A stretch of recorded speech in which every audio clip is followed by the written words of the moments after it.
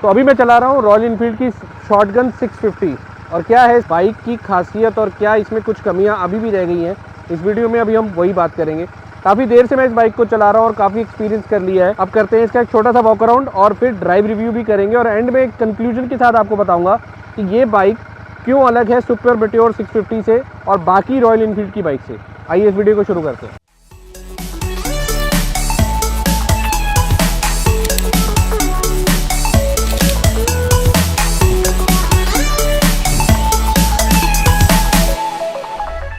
अब ये bike shotgun 650 कैसे अलग है बाकी बाइक से, सबसे पहले इसी बारे में बात कर लेते हैं। इसकी चेसी की बात करें, इंजन की बात करें तो ये पूरी तरह से सिमिलर है सुपर मेटियोर 650 के।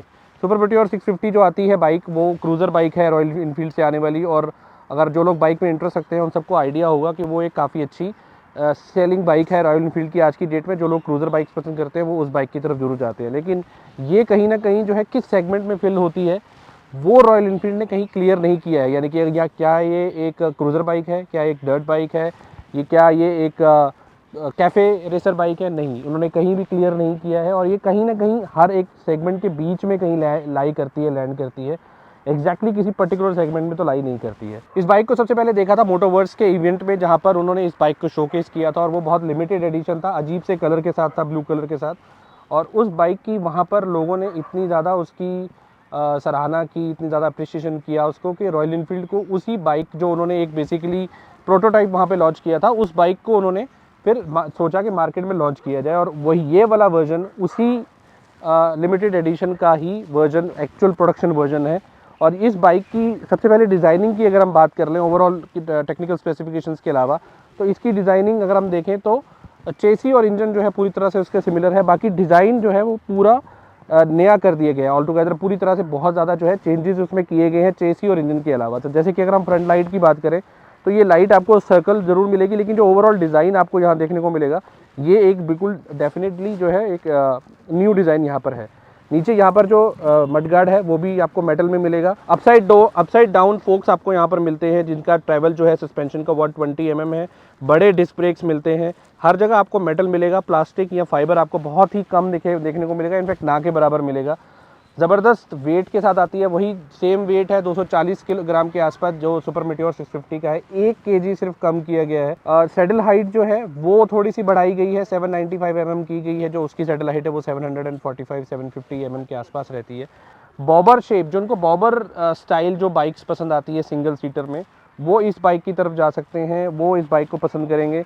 लेकिन आफ्टर मार्केट भी इसमें ऑप्शंस अवेलेबल हैं, जिसमें आप यहाँ पर अपना मेटल का गार्ड लगा सकते हैं या फिर एक एक्स्ट्रा सीट भी लगा सकते हैं जो डबल सीटर इस बाइक को बना देगा। लेकिन कंपनी से जो फिटेड बाइक आ रही है वो आपको सिंगल सीटर बॉबर स्टाइल में ही मिलेगी। सबसे पहले बात करते हैं पिछले टायर से। अगर हम टायर की बात करें तो यहाँ पर आपको जो टायर मिलता है वो C8 का टायर मिलता है और उसकी प्रोफाइल आपको मिलती है 150/70R17। अब टायर साइज़ में भी चेंज है एज़ कम्पेयर टू, अगर मैं इसकी सुपर मेटियोर 650 के साथ कंपैरिजन करूँ तो आपको दिखेगा यहाँ पर टायर साइज़ में चेंज है। वहाँ पर आपको जो टायर मिलता है वो 16 इंचेस टायर मिलता है पीछे वाली साइड, यहाँ पर आपको 17 इंचेस मिल रहा है। डिस्क ब्रेक जो है वो 320 mm की पीछे मिलती है, 300 mm की आगे आपको मिलती है। टायर साइज़ अगर हम आगे बात करें तो अगर आपको टायर साइज़ जो मिलता है वो मिलता है 190/18 इंचेस का, जबकि सुपर मेटियोर 615 में आपको 19 इंचेस का टायर मिलता है। शोवा के ही सस्पेंशन आपको यहाँ देखने को मिलते हैं फ्रंट और रेयर दोनों में। मैंने फ्रंट सस्पेंशन की आपको ट्रैवल बता दिया 120 mm, और पीछे के रियर सस्पेंशन की अगर हम बात करें तो रियर सस्पेंशन आपको यहाँ पर 90 mm का मिलता है और ये भी शोवा का ही है। यहाँ पर आप एडजस्ट जो इसका सस्पेंशन है उसको हाइट इसको एडजस्ट नहीं कर सकते, हाँ स्टिफनेस जो है वो ज़रूर थोड़ी सी कम ज़्यादा कर सकते हैं। उसके अलावा लाइट्स की बात करें तो रियर की लाइट में आपको यहाँ पर LED लाइट मिलती है और ये लाइट दिखने में बहुत बढ़िया लग रही है। क्यों? क्योंकि यहाँ पर कोई सीट नहीं है, तो ये ऑल टुगेदर तो यहाँ पर जो एक आपको लाइट का जो पूरा हाउसिंग दी गई है वो अलग से निकल के आती है। और अच्छी चीज़ ये है कि ये LED में है, हालांकि जो आपके इंडिकेटर्स हैं वो आपको हेलोजन में मिलेंगे, वो आपको LED में नहीं मिलेंगे। और साइज़ उसका थोड़ा सा छोटा कर दिया गया है जो दिखने में उसको और ज़्यादा अच्छा लगता है। एक चीज़ और आपको जो है डबल बैरल यहाँ पर एग्जॉस्ट मिलते हैं। डबल बैरल एग्जॉस्ट होने की वजह से पीछे से जो थोड़ी लुक आती है बाइक की वो हल्की सी चौड़ी आती है, और उसका जो डिज़ाइन है वो इस तरह से किया गया है कि आगे से थोड़ा सा नैरो है और पीछे आते आते वो थोड़ा ब्रॉड हो जाता है। इसलिए पीछे से जब बाइक को आप देखेंगे तो आपको एक ब्रॉड लुक आएगी, ब्रॉड आपको यहाँ पर शेप देखने को मिलेगी। तो उसके अलावा टायर साइज़ भी अच्छा है, तो जो ओवरऑल बाइक का गेटअप आता है वो काफ़ी मस्कुलर आता है। अब फ्रंट डिज़ाइन की बात करें तो फ्रंट डिज़ाइन में आपको यहाँ पर जो हेडलाइट है वो एलईडी में मिलती है, और मैं एक बार इसको ऑन करके आपको दिखाता हूँ कि इसकी लाइट किस तरह से है। दिन का टाइम है तो आपको बहुत ज़्यादा इसमें अंदाज़ा नहीं लग रहा होगा, लेकिन लाइट जो है ये लो बीम पे है। अगर आप इसको यहाँ पर आपको पास दिख रहा होगा तो ये लो बीम और हाई बीम में इस तरह से चेंज होता है। और कुछ जो ओवरऑल जो इसका थ्रो है लाइट का वो डिसेंट थ्रो है, बहुत अच्छा आप नहीं कह सकते और बहुत बुरा भी नहीं है। आपको अगर आपको कहीं हाईवे पे जाना है या पहाड़ों पे जाना है या रात को ट्रैवल करना है तो हो सकता है कि आप इसकी लाइट्स को थोड़ा सा चेंज कराएंगे। अदरवाइज़ ओवरऑल अगर आप सिटी में चलाएंगे इस बाइक को तो आपको लाइट्स सफिशिएंट है, आपको चेंज कराने की ज़रूरत नहीं पड़ेगी। अब इसका जो टैगलाइन है जो रॉयल इनफील्ड ने दिया है उनका कहना है कि design for customs by custom, यानी कि कस्टमाइज़ करने के लिए इस बाइक को पूरी तरह से बनाया गया है। आफ्टर मार्केट रॉयल इनफील्ड के वैसे भी काफ़ी आपको जो है यहाँ पर कस्टमाइजेशन मिल जाते हैं। उसके अलावा अगर हम यहाँ पर बात करें तो इसमें भी आपको ऑप्शंस काफ़ी सारी मिलेंगी, जैसे कि पीछे की जो सीट है मैंने बताया वहाँ पर भी आप काफ़ी चीज़ें लगा सकते हैं। तो लॉन्ग रूट पे जो लोग बाइकर्स जाते हैं वो अपनी बाइक्स के दोनों साइड जो अपने बॉक्सेस लगा के जाते हैं उस तरह की आप यहाँ पर कस्टमाइजेशन कर सकते हैं। एक रियर सीट में आप मेटल का गार्ड लगा सकते हैं जिसके ऊपर अगेन आप अपना स्टोरेज बॉक्स रख सकते हैं जिसमें काफ़ी सारा सामान आप रख सकते हैं। और तीसरा यहाँ पर आप एक एक्सटर्नल सीट भी लगा सकते हैं। एक चीज़ जो थोड़ी सी वियर्ड लगी मुझे यहाँ पर सुपर मेटियोर 650 की तरह वो ये कि यहाँ पर भी आपको जो चार्जिंग पोर्ट है वो इसके अंदर मिलता है। यहाँ से जब आप उसको ओपन करते हैं तो इसके अंदर आपको यूएसबी पोर्ट मिलता है। अब बहुत सारी वीडियोस आपने देखी होंगी कि यूएसबी पोर्ट से लोग वायर लगा कर के यहाँ तक लेके आते हैं ताकि वो अपना फ़ोन वगैरह चार्ज कर सकें। हालांकि बहुत सारी बाइक्स जो अब रॉयल एनफील्ड की लेटेस्ट आ रही हैं, जिसमें हिमालयन की बात करें या फिर हम इंटरसेप्टर की बात करें, और भी बाइक्स हैं जिनका उन्होंने यहाँ पर ही यूएसबी पोर्ट दिया है, हाइड करके दिया है। वो एक बहुत ही बढ़िया मैकेनिज्म है। उसी तरह से हर बाइक में यहाँ आना चाहिए। आई डोंट नो कि यहाँ पर इस जगह पर देने का क्या सेंस है, और वो जो अगर दे भी दिया है तो वो किस यूज़ में आएगा। इसके अलावा अगर हम इसके इंस्ट्रूमेंट क्लस्टर की बात करें तो आप देखेंगे यहाँ पर आपको सेमी डिजिटल आपको मिलता है, यानी कि आपको जो स्पीडोमीटर है वो एनालॉग में मिलता है। उसके अलावा सेंटर में आपको डिजिटल यहाँ पर कंसोल मिलता है जिसमें बहुत सारी इन्फॉर्मेशन आपको मिल जाती है, ट्रिप ए ट्रिप बी।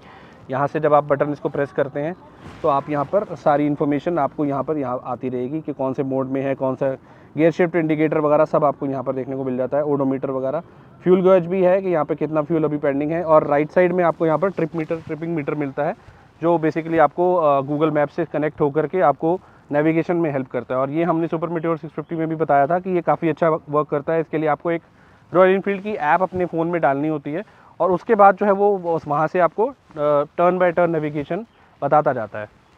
अब बात कर लेते हैं तो बेसिकली इसके डिज़ाइन की और उसकी बात हो गई। इंजन की अगर हम बात करें तो इंजन आपको 648 सीसी का मिलता है, टू बी एग्जैक्ट। अगर हम बात करें वैसे 650 सीसी कंपनी कहती है, 648 सीसी का इंजन आपको इसमें मिलता है, जिसमें आपको जो पावर है और टॉर्क जो है वो एक्जैक्टली सेम है। 47 PS की ये पावर जनरेट करता है और 52 न्यूटन मीटर का टॉर्क जनरेट करता है, similar as the previous one जो जे सीरीज़ इंजन आता है। लेकिन इंजन में अभी भी वो वाली आवाज़ है जो हम अपनी पहले वीडियोज़ में भी बात करते आए हैं।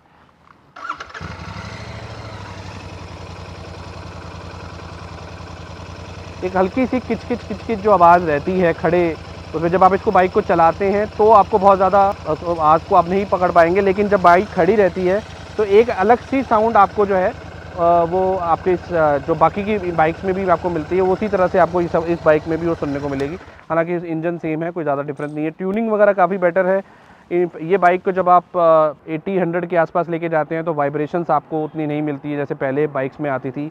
काफ़ी रिफाइन कर दिया गया है। इनफैक्ट आरपीएम भी काफ़ी कंट्रोल्ड रहते हैं, 2000 आरपीएम के आसपास रहती है 100 के स्पीड से अगर आप इसको भगाते हैं। 6 स्पीड आपको इसमें ट्रांसमिशन मिलता है जो आपको गियर बॉक्स मिलता है, और 6 स्पीड पे आप 100-120 जब लेके जाते हैं तो वाइब्रेशंस बिल्कुल ना के बराबर है। बाइक बिल्कुल स्टैंड स्टिल रहती है और इसके जो डिस्क ब्रेक्स हैं 320 mm आगे और 300 mm के पीछे, आप वहाँ से भी जब इसको ब्रेक लगाएंगे तो बहुत आराम से जो है बाइक जो है वो स्टेबिलिटी के साथ रुक जाती है। आपको कोई जर्क फील नहीं होगा या फिर ऐसा नहीं लगेगा कि बाइक जो है वो डिसबैलेंस हुई है।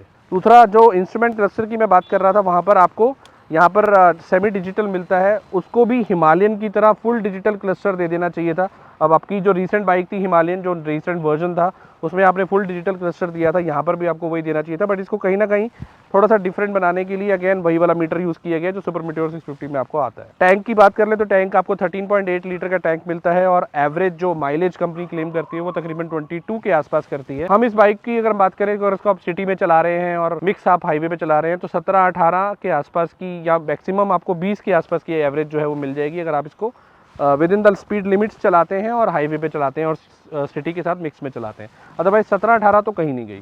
इसका रेडिएटर अगर आप देखें तो रेडिएटर आपको आगे मिलता है एयर ऑयल मिक्स, आपको एक कूल्ड जो पैरेलल ट्विन इंजन ये आता है जे सीरीज़ का इंजन जो आपको इंजन को कूल रखने में काम करता है, एयर और ऑयल डबल साइड से जिसको जो है कूलेंट प्रोवाइड करता है। दूसरी चीज़ इसकी अगर हम ग्राउंड क्लियरेंस की बात करें तो 140 mm की ग्राउंड क्लियरेंस यहाँ पर आपको देखने को मिलेगी। नीचे से अगर हम देखें तो काफ़ी जो इसके एग्जॉस्ट पाइप्स वगैरह जा रहे हैं वो नीचे की तरफ से होके जा रहे हैं जिसकी वजह से थोड़ी सी ग्राउंड क्लियरेंस इसकी कम हो जाती है। बाकी जो आपको सुपर मीटियोर 650 में जो है 135 की मिलती थी, इसमें 5 mm ज़्यादा है 140। स्टिल कोई बहुत ज़्यादा डिफरेंस नहीं है, बट अगेन आपको थोड़ा सा गड्ढे वगैरह में या ख़राब रोड पे जो है वो थोड़ा देख करके निकालना पड़ेगा।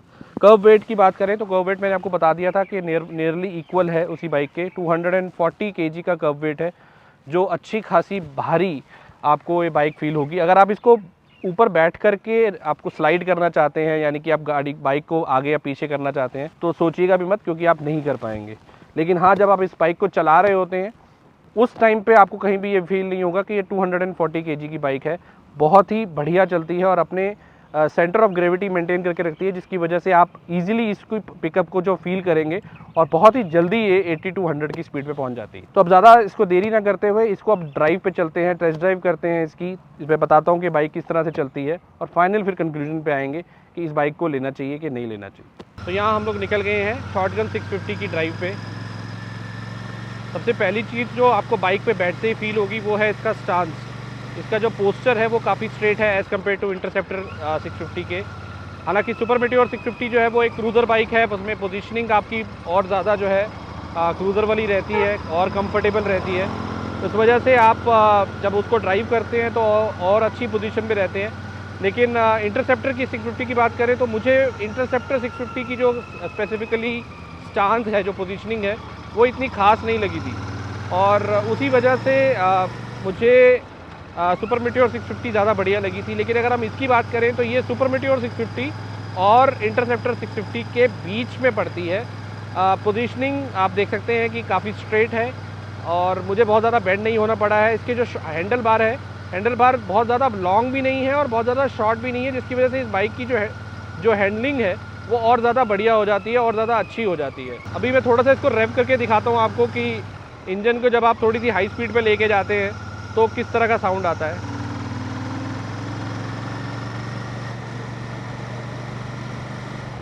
ये मैंने 6 गियर डाल दिया।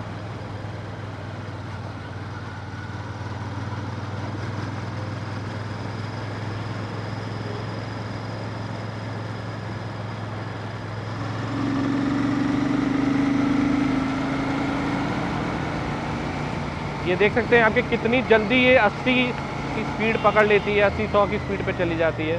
और सडन ब्रेक भी जब आप अप्लाई करते हैं तो ब्रेक भी बहुत जल्दी जो है बहुत आराम से इसमें लग जाता है और बहुत ज़्यादा जर्क भी आपको जो है उसमें फ़ील नहीं होता है।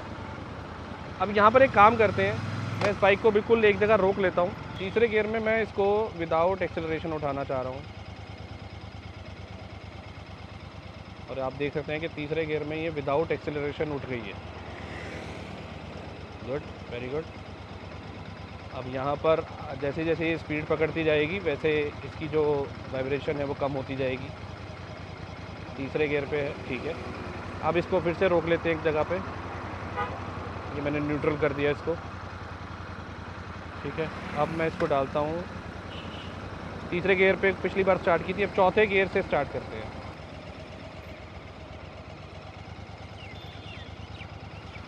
मैं देख सकते हैं कि मैं एक्सेलरेशन बिल्कुल नहीं दे रहा हूँ, मैंने सिर्फ पकड़ रखा है, एक्सेलरेशन में बिल्कुल नहीं दे रहा हूँ। और फोर्थ गियर से भी ये बाइक जो है उठ गई है। वेरी गुड, बहुत बढ़िया। इसे कहते हैं लो एंड टॉक। तो जो लो एंड टॉक जो है बहुत ज़बरदस्त है, क्योंकि इसमें पावर अच्छी खासी है, इंजन की पावर बहुत बढ़िया है, जिसकी वजह से लो एंड टॉक अच्छा है और उसी वजह से आप चौथे गियर में भी गाड़ी उठा पा रहे हैं। अब एक काम करते हैं, अब चौथे पे पहुंच ही गए हैं तो 5वें पे भी कर लेते हैं भाई। मैंने बाइक को रोक लिया है। 1 2 3 4 5, ये उठ गई है भैया, उठ गई उठ गई उठ गई, ये देख लीजिए उठ गई। 5वें गियर पे भी बाइक उठ गई भैया, कमाल कर दिया। क्या रिफाइनमेंट है यार इंजन की, बहुत बढ़िया। अब आप दे दो अपना एक्सीलरेशन और दौड़ा लो बाइक को जितना मर्जी चाहो। इस बाइक को मैं पहले काफ़ी दिनों से चला रहा हूँ, रिकॉर्ड तो अभी हम कर रहे हैं, चला मैं काफ़ी टाइम से रहा हूँ इसको। भाई इसको भगाने में जो मज़ा आता है ना, नेक्स्ट लेवल है, बहुत ही बढ़िया। आप इस बाइक इसका अच्छा गियर शिफ्टिंग बहुत स्मूथ है। इसका जो टर्निंग रेडियस है वो थोड़ा सा ज़्यादा ज़रूर है, ऑब्वियसली हैवी बाइक है, शॉर्ट हैंडल है, और जो टर्निंग रेडियस है वो थोड़ा सा ज़्यादा आपको लगेगा इसमें, लेकिन वो आपको इसके साथ एडजस्ट करना पड़ेगा। अब एक काम और करते हैं, इसको मैं करता हूँ न्यूट्रल है अभी, ठीक है चल रही है। पहले गियर पे डालते हैं, पहले गियर पे डाल दिया। अब इसको देखते हैं कितनी स्पीड तक ये जाती है।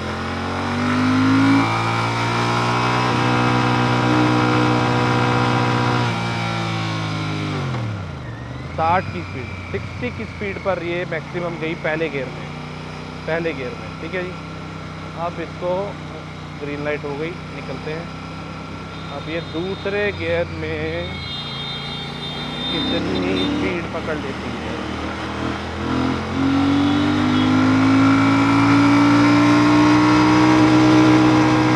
तकरीबन 90 की स्पीड ये पकड़ लेती है दूसरे गियर में। तो आप देख सकते हैं कि पावर यहाँ से और कुछ नहीं, हम सिर्फ पावर निकालने की जो बात कर रहे हैं, पावर इसकी जस्ट आइडेंटिफाई करने की कोशिश कर रहे हैं। तो पहले गियर पे 60 पे ले जाना, दूसरे गियर पे 90 पे ले जाना, कोई सेंस नहीं बनती है, माइलेज डेफिनेटली गिरेगी, बट यहाँ पर आप उसकी पावर का अंदाज़ा लगा सकते हैं। लेकिन हमारा काम है आपके लिए वीडियोस बनाना अच्छी और पूरी ऑनेस्टी के साथ बनाना, जो चीज़ है उसको उसी तरह से प्रेजेंट करना। तो हमारे आपका सिर्फ इतना काम है कि आपको इस वीडियो को लाइक करना है, चैनल को सब्सक्राइब करना है, तो दैट इसी तरह की वीडियोस आपको आगे भी मिलती रहें। अब आगे बढ़ते हैं अपने एक और टेस्ट की तरफ, जिसमें हम करेंगे इसका ब्रेक टेस्ट। मैं इसको तकरीबन 80 की स्पीड पे लेके जाऊंगा, 80-90 की स्पीड पे। वहाँ से फिर हम इसको एक सडन ब्रेकिंग करेंगे।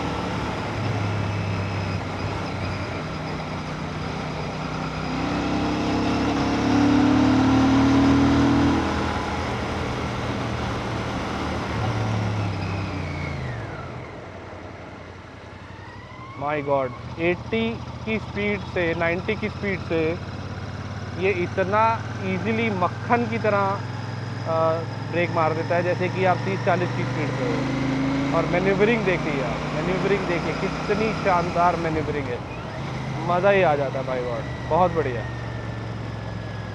तो कुल मिला के ड्राइविंग जो है इसकी बहुत ज़बरदस्त है, आपको काफ़ी पसंद आएगी जब आप इसको ड्राइव करेंगे। और सस्पेंशन मैं बात करूं तो सस्पेंशन थोड़े से स्टिफ ज़रूर लगेंगे जब आप इसको ख़राब रोड पे लेके जाएंगे, लेकिन वही जब आप इसको एक प्लेन स्मूथ रोड पे लेके जाएंगे तो भाई साहब फिर तो इसके टायर्स और आपकी रोड मिल करके जो आपको मज़ा देंगे वो नेक्स्ट लेवल होगा। तो अब इसको लास्ट में कंक्लूड करते हैं और बात करते हैं कि ये बाइक किसे लेनी चाहिए और किसे नहीं। मुझे तो बहुत मज़ा आया इस बाइक को चलाने में, और जब आप भी इस बाइक को अपने नियरेस्ट शोरूम में चलाएंगे तो आपको भी उतना ही मज़ा आएगा, बिकॉज अब जो रॉयल इनफील्ड की जो बाइक्स हैं उनकी रिफाइनमेंट जो है वो नेक्स्ट लेवल कर दी गई है। इनफैक्ट जो ये बाइक्स हैं ये सिर्फ इंडिया में नहीं, अब्रॉड में भी, फॉरेन कंट्रीज़ में भी बहुत जगह जो है, बहुत ज़्यादा कंट्रीज़ में बहुत अच्छे काउंट में, बहुत अच्छे नंबर्स में बिक रही है।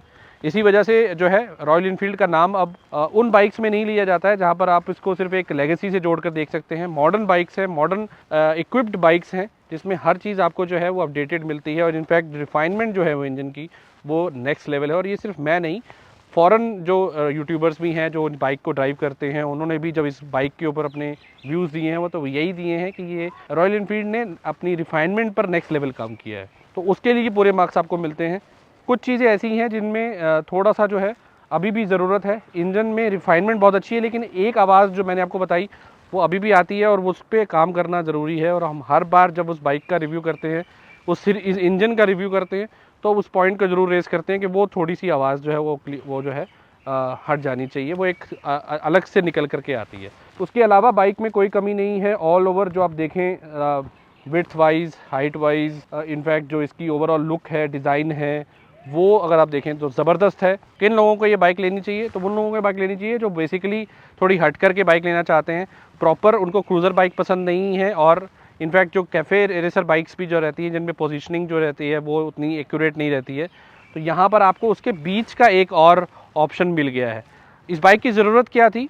तो इस बाइक की ज़रूरत ये थी कि जब आप अपनी बाइक्स अच्छे नंबर्स में बेच रहे होते हैं, तो आप ऑब्वियसली आप कुछ ना कुछ एक्सपेरिमेंट्स करते हैं अपने नए वेरिएंट्स के साथ, चाहे उसके स्पेसिफिकेशंस वही रहें, लेकिन उन्हीं बाइक्स में आप एक्सपेरिमेंट कर करके नए नए वेरिएंट्स लेकर के आते जाते हैं। एक कहावत है इंग्लिश में, if nothing is broken why to fix it. तो इसीलिए अगर रॉयल इनफील्ड की सारी चीज़ें ऑलरेडी करेक्ट हैं और बहुत बढ़िया जा रही हैं, तो कोई ज़रूरत नहीं है नए चीज़ों को इम्प्लीमेंट करने की। वही इंजन के साथ, वही चेसी के साथ एक छोटा सा एक्सपेरिमेंट करके एक नया वेरिएंट रॉयल इनफील्ड ने मार्केट में उतार दिया। प्राइस इसका पड़ता है 4,50,000 के आसपास एक शोरूम। अगर आपको एक ऐसी बाइक चाहिए जो जिसका प्राइस जो है वो 5 लाख से नीचे का हो और उसकी जो इंजन की डिस्प्लेसमेंट है वो 650 के आसपास हो, तो ये बाइक आपके लिए परफेक्ट रहेगी। क्योंकि अगर आप बाकी और कंपटीशन में जाते हैं जिनकी डिस्प्लेसमेंट 600, 700, 800 सीसी के आसपास है, तो वहाँ पर आपको प्राइस भी उस हिसाब से देना पड़ेगा।